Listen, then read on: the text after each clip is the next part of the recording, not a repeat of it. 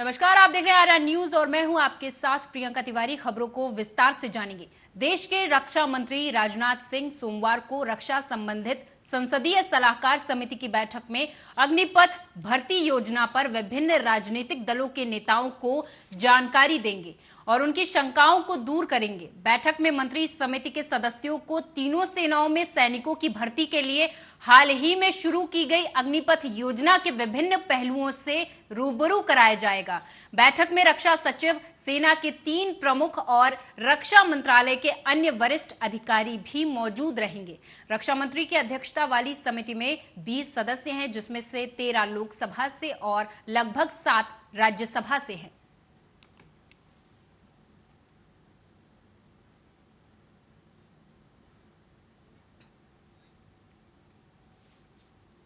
श्रीलंका में प्रदर्शनकारियों की मांग के आगे अब श्रीलंका की सरकार झुकने के लिए मजबूर हो गई है। उग्र प्रदर्शन को देखते हुए श्रीलंका के मुख्य विपक्षी दल राष्ट्रपति गोटबाया राजपक्षे के संभावित इस्तीफे के बाद सर्वदलीय अंतरिम सरकार बनाने पर रविवार को सहमत हो गई।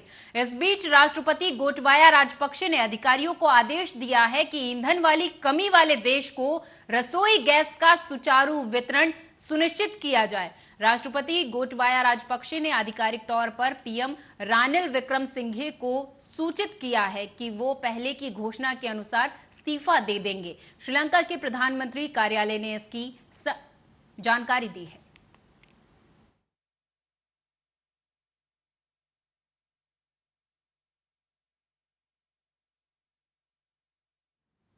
भगोड़े कारोबारी विजय माल्या और गैंगस्टर अबू सलेम के मामले में सुप्रीम कोर्ट सोमवार को सुनवाई करेगा। इससे पहले मार्च माह में सुनवाई के बाद कोर्ट ने माल्या के खिलाफ सजा पर आदेश सुरक्षित रख लिया था। शीर्ष अदालत ने माल्या को अदालत के आदेश का उल्लंघन करते हुए अपने बच्चों को $4 करोड़ हस्तांतरित करने के लिए अदालत की अवमानना का दोषी ठहराया था। करीब 50 दिन के ग्रीष्मावकाश के बाद सुप्रीम कोर्ट में आज से पूर्ण कामकाज शुरू होगा। सोमवार को कई अहम मामलों में फैसले आ सकते हैं और सुनवाई हो सकती है। सुप्रीम कोर्ट इसी सप्ताह एल्गार परिषद मामले के आरोपी पी वरवर राव की जमानत पर भी सुनवाई करेगा।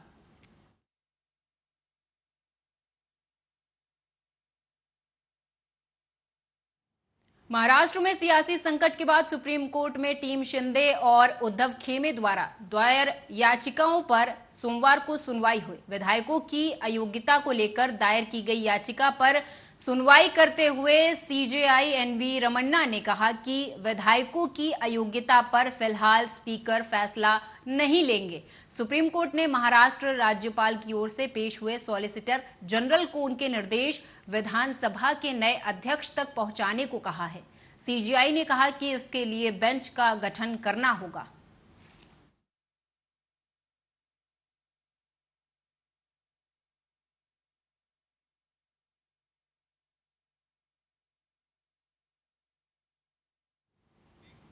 दक्षिण और मध्य गुजरात के कई हिस्सों में भारी बारिश होने से कुछ नदियों का जलस्तर बढ़ गया और विभिन्न निचले इलाकों में पानी भरने के बाद 1500 से ज्यादा लोगों को सुरक्षित स्थानों पर ले जाया गया।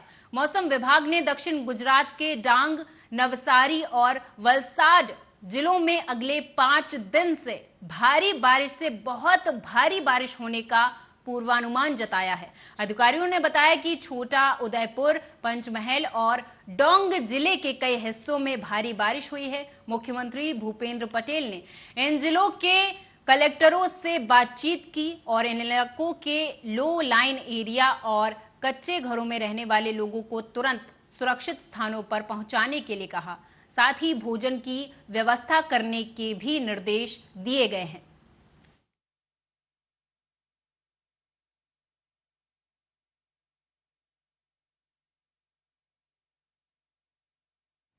केरल में भारी बारिश की स्थिति को देखते हुए मौसम विभाग ने तिरुवनंतपुरम, कोल्लम और पतनमतिट्टा को छोड़कर 11 जिलों में येलो अलर्ट जारी किया है। मुख्यमंत्री पिनराई विजयन ने रविवार को फेसबुक पोस्ट में जानकारी देते हुए कहा कि राष्ट्रीय आपदा प्रतिक्रिया बल की टीमों को कोझिकोड, वायनाड और इडुक्की जिलों में तैनात किया गया है। किसी भी आपात स्थिति से निपटने के लिए एनडीआरएफ की 2 टीमों की नागरिक सुरक्षा अकादमी में तैनाती की गई है। मुख्यमंत्री ने कहा कि बांधों, पहाड़ी क्षेत्रों, निचले इलाकों, नदी के किनारे रहने वाले लोगों को अत्यधिक सावधानी बरतनी चाहिए और अधिकारियों को निर्देशों के अनुसार अपना स्थान खाली करने के लिए तैयार रहना चाहिए।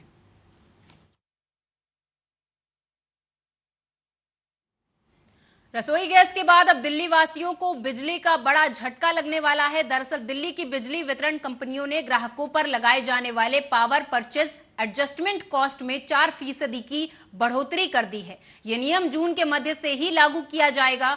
आधिकारिक सूत्रों ने रविवार को जानकारी देते हुए कहा कि बिजली वितरण कंपनियों द्वारा उपभोक्ताओं पर लगाए जाने वाले बिजली खरीद समायोजन लागत में जून के मध्य से 4% की बढ़ोतरी के साथ दिल्ली में बिजली की लागत बढ़ गई है। बिजली विभाग के एक अधिकारी ने कहा कि बिजली वितरण कंपनियों ने दिल्ली बिजली नियामक आयोग की मंजूरी के बाद कोयले और गैस जैसे ईंधन की कीमतों में वृद्धि के कारण ये बढ़ोतरी की है।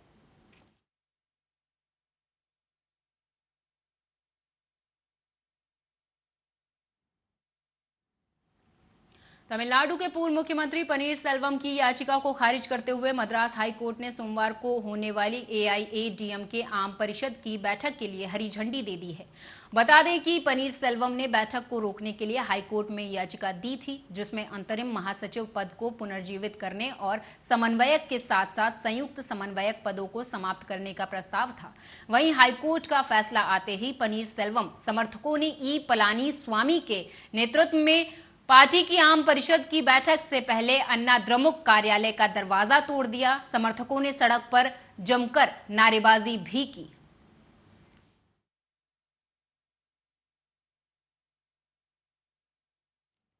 रायबरेली जैसे छोटे शहरों में अभी पहली बार all India open lawn tennis प्रतियोगिता का शुभारंभ होने से यहां के खिलाड़ियों में गजब का उत्साह देखने को मिल रहा। आज पुलिस लाइन के पास मठिया गांव में लॉन टेनिस के नॉकआउट प्रतियोगिता का शुभारंभ प्रदेश सरकार के राज्य मंत्री स्वतंत्र प्रभार दिनेश प्रताप सिंह ने फीता काट कर किया। उनके साथ Uttar Pradesh lawn tennis association के सेक्रेटरी पुनीत अग्रवाल भी मौजूद रहे। इस प्रतियोगिता में देश के विभिन्न राज्यों से, जिसमें मुख्य रूप से उड़ीसा, बंगाल, बिहार, हैदराबाद, अहमदाबाद जैसे बड़े शहरों के 56 खिलाड़ी शामिल हुए।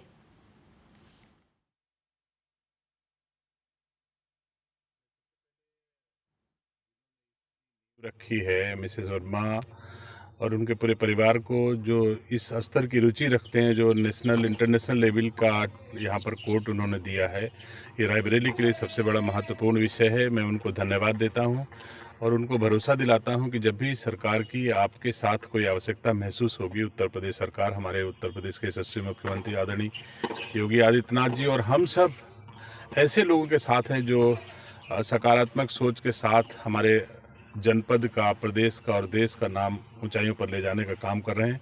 मैं बधाई देता हूं उनको और धन्यवाद देता हूं और मुझे यहां पर आने का अवसर मिला है।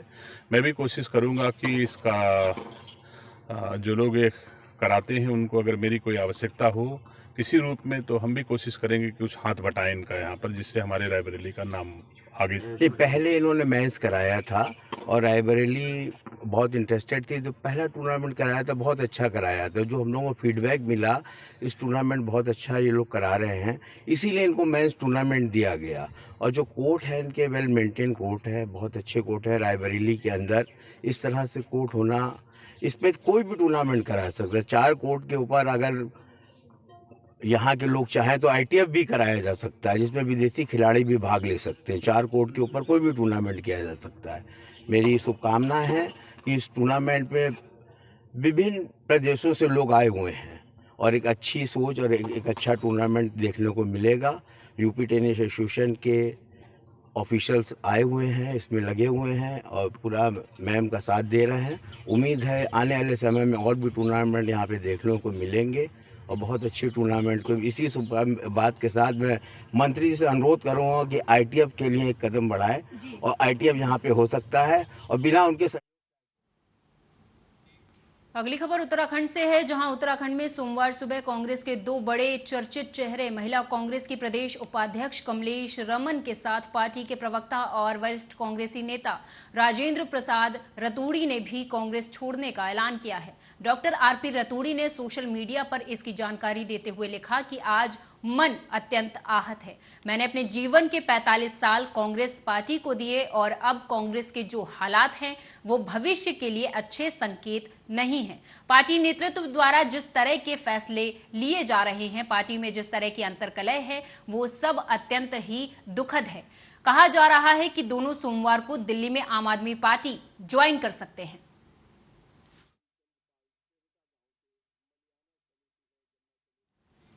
सिद्धपीठ सुरकंडा माता के दर्शन करने के बाद कार्यकर्ताओं के साथ रोपवे ट्रॉली से वापस आ रहे टिहरी विधायक किशोर उपाध्याय रोप और चक्का स्लिप होने से करीब 25 मिनट तक हवा में लटके रहे। इस दौरान विधायक समेत अन्य लोगों की जान हलक में अटकी रही। टेक्निकल टीम ने किसी तरह खामी को ठीक करते हुए रोपवे शुरू कराया, जिसके बाद विधायक और अन्य लोग सकुशल उतरे।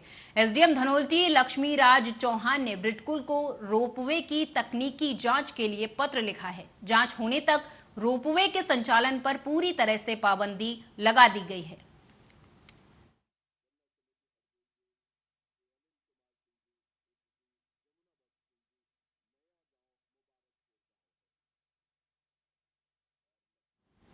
जम्मू के भगवती नगर में स्थित यात्री निवास आधार शिविर से अमरनाथ की यात्रा फिर से शुरू हो गई। शुक्रवार शाम को अमरनाथ गुफा के पास बादल फटने से आई प्राकृतिक आपदा के कारण इस पर अस्थायी रूप से रोक लगाई गई थी। यहां बादल फटने की वजह से आई तबाही में 16 लोगों की मौत हो चुकी है। वहीं पर अभी कई लोग लापता हैं, जिनकी संख्या करीब 40 बताई जा रही है और करीब 50 लोग घायल हुए हैं।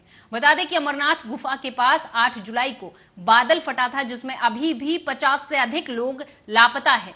अमरनाथ में आई इस आपदा के बावजूद यहां मौजूद तीर्थयात्रियों का उत्साह बिल्कुल भी कम नहीं हुआ। सरकार द्वारा भक्तों के लिए स्थापित आधार शिविरों में ये बम बम भोले के जयकारों के साथ पहुंच रहे हैं।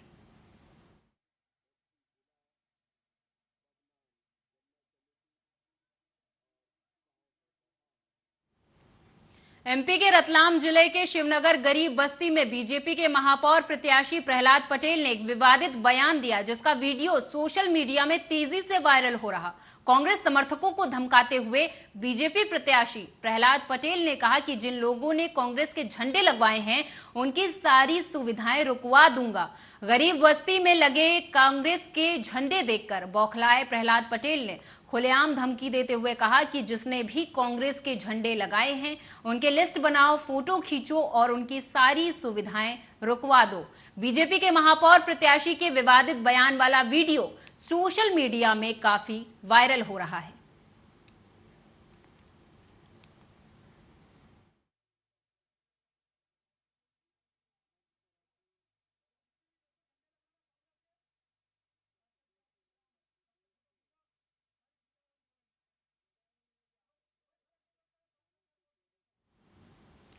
केंद्रीय विज्ञान और प्रौद्योगिकी राज्य मंत्री जितेंद्र सिंह ने रविवार को मुरादाबाद में बड़ी घोषणा करते हुए बताया कि भारत अगले साल 1 या 2 मानव को अंतरिक्ष में भेजने की तैयारी कर रहा है। उन्होंने साथ ही कहा कि भारत की ओर से मानव को भेजने से पहले इसी साल के अंत तक 2 ट्रायल किए जाएंगे।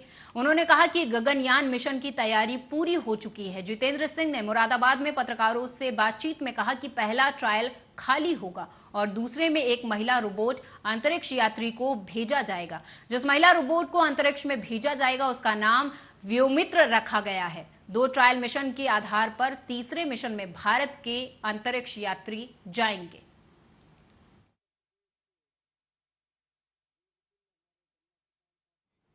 अगली खबर आगरा से है, जहां आगरा के थाना रकाबगंज के बालूगंज क्षेत्र से खबर है, जहां स्पेयर पार्ट्स के गोदाम में भीषण आग लग गई। यह स्पेयर पार्ट्स का गोदाम दुली चंद्र का बताया जा रहा, तो वहीं स्थानीय लोगों की मदद से आग बुझाने के प्रयास किए गए। वहीं आग लगने से क्षेत्र में अफरा तफरी का माहौल पैदा हो गया है। आग की सूचना जैसे ही दमकल विभाग को हुई, दमकल विभाग की 4 गाड़ियां मौके पर पहुंची और कड़ी मशक्कत के बाद आग पर काबू पाया। बता दें, आग लगने से लाखों रुपए के नुकसान का अनुमान लगाया जा रहा है।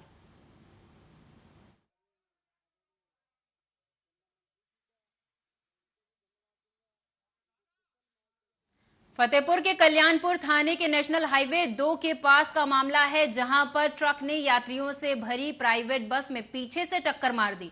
इस हादसे में एक युवक की मौत हो गई, जबकि 2 की हालत गंभीर बताई जा रही है। बता दें, सभी बस से गुजरात जा रहे थे। ये सभी लोग झारखंड और यूपी के रहने वाले हैं। तो वहीं मृतक और घायल यात्रियों को छोड़कर ड्राइवर बस लेकर मौके से फरार हो गया है।